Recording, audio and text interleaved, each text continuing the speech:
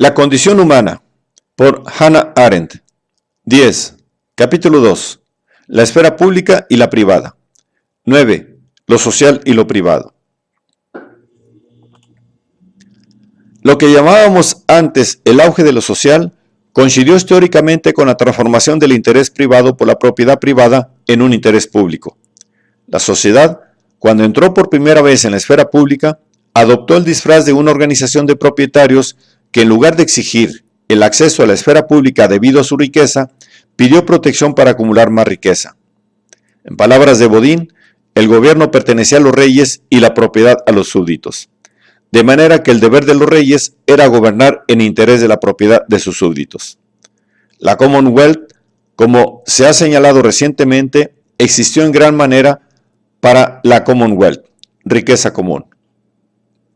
Cuando esta riqueza común, resultado de actividades anteriormente desterradas a lo privado familiar, consiguió apoderarse de la esfera pública, las posesiones privadas, que por esencia son mucho menos permanentes y mucho más vulnerables a la mortalidad de sus dueños que el mundo común, que siempre surge del pasado y se propone perdurar para las futuras generaciones, comenzaron a socavar la durabilidad del mundo. Cierto es que la riqueza puede acumularse hasta tal extremo que ningún periodo de vida individual es capaz de consumirla, con lo que la familia, más que el individuo, se convierte en su propietario.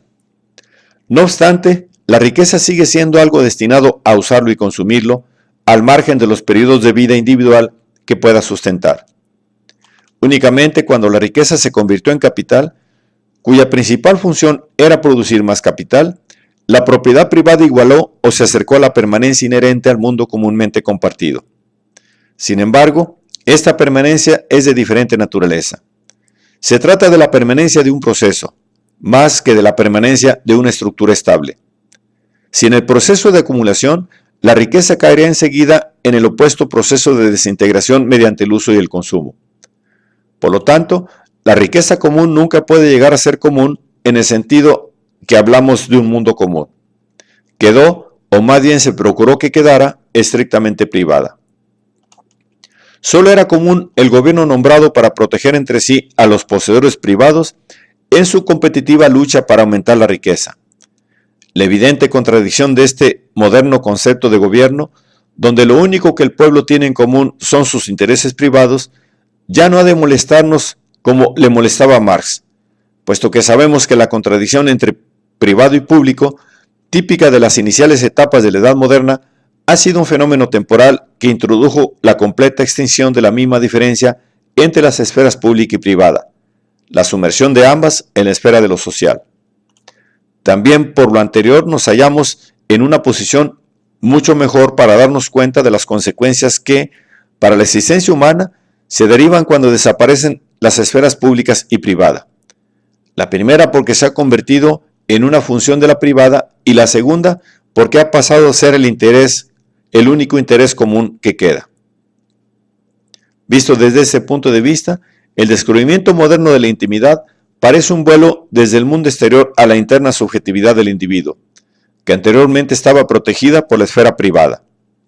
La disolución de esta esfera en lo social puede observarse perfectamente en la progresiva transformación de la propiedad inmóvil hasta que finalmente la distinción entre propiedad y riqueza, entre los fungibles y los consumtibles de la ley romana, pierde todo significado, ya que la cosa tangible, fungible, se ha convertido en un objeto de consumo. Perdió su privado valor de uso, que estaba determinado por su posición, y adquirió un valor exclusivamente social, determinado mediante su siempre cambiante intercambiabilidad, cuya fluctuación solo podía fijarse temporalmente relacionándola con el común denominador del dinero. En estrecho contacto con esta vaporización de lo tangible, se hallaba la más revolucionaria contradicción moderna al concepto de propiedad, según la cual ésta no era una fija y firmemente localizada parte del mundo adquirida por su dueño de una u otra manera, sino que por el contrario, tenía su origen en el propio hombre, en su posesión de un cuerpo y su indisputable propiedad de la fuerza de este cuerpo, que Marx llamó fuerza de trabajo. Así, la propiedad moderna perdió su carácter mundano y se localizó en la propia persona, es decir, en lo que un individuo solo puede perder con su vida, Históricamente, el supuesto de Locke de que la labor del cuerpo de uno es el origen de la propiedad resulta más que dudoso. Pero si tenemos en cuenta el hecho de que ya vivimos bajo condiciones en las que nuestra propiedad más segura es nuestra habilidad y fuerza de trabajo, es más que probable que esto llegara a ser verdad. Porque la riqueza, tras convertirse en interés público, ha crecido en tales proporciones que es casi ingobernable por la propiedad privada. Es como si la esfera pública se hubiera vengado de quienes intentaron usarla para sus intereses privados. Sin embargo, la mayor amenaza no es la abolición de la propiedad de la riqueza, sino la abolición de la propiedad privada en el sentido de tangible y mundano lugar de uno mismo. Con el fin de comprender el peligro que para la existencia humana deriva de la eliminación de la esfera privada, para la que lo íntimo no es un sustituto muy digno de confianza, conviene considerar esos rasgos no privativos de lo privado que son más antiguos e independientes del hecho que el descubrimiento de la intimidad.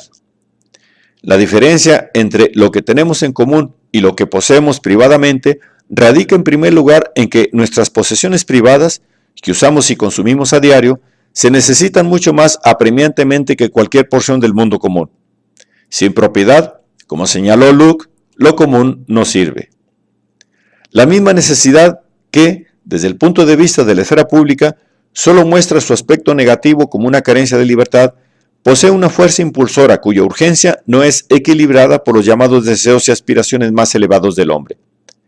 No solo será siempre la primera entre las necesidades y preocupaciones del hombre, sino que impedirá también la apatía y desaparición de la iniciativa que, de manera tan evidente, amenaza a las comunidades ricas de todo el mundo. Necesidad y vida están tan íntimamente relacionadas que la propia vida se halla amenazada donde se elimina por completo a la necesidad. Porque la eliminación de la necesidad, lejos de proporcionar de manera automática el establecimiento de la libertad, solo borra la diferenciada línea existente entre libertad y necesidad. Las modernas discusiones sobre la libertad, en las que ésta nunca se entiende como un estado objetivo de la existencia humana, sino que o bien presenta un insoluble problema de subjetividad, de voluntad enteramente indeterminada o determinada, o se desarrolla a partir de la necesidad, señalan todas el hecho de que la objetiva y tangible diferencia entre ser libre y ser obligado por la necesidad ha dejado de captarse. La segunda característica sobresaliente y no privativo de lo privado es que las cuatro paredes de la propiedad de uno ofrecen el único lugar seguro y oculto del mundo común público, no solo de todo lo que ocurre en él, sino también de su publicidad, de ser visto y oído. Una vida que transcurre en público, en presencia de otros, se hace superficial. Si bien retiene su visibilidad, pierde la cualidad de surgir a la vista desde algún lugar más oscuro, que ha de permanecer oculto para no perder su profundidad en un sentido muy real y no subjetivo. El único modo eficaz de garantizar la oscuridad de lo que requiere permanecer oculto a la luz de la publicidad es la propiedad privada, lugar privadamente poseído para ocultarse. Si bien es natural que los rasgos no privativos de lo privado aparezcan con mayor claridad cuando los hombres se ven amenazados con perderlo, el tratamiento moderno de la propiedad privada por los cuerpos políticos premodernos indica a las claras que los hombres siempre han sido conscientes de su existencia e importancia. Esto, sin embargo, no les hizo proteger las actividades en la esfera privada, sino más bien las fronteras que separaban lo previamente poseído de las otras porciones del mundo, del propio mundo común.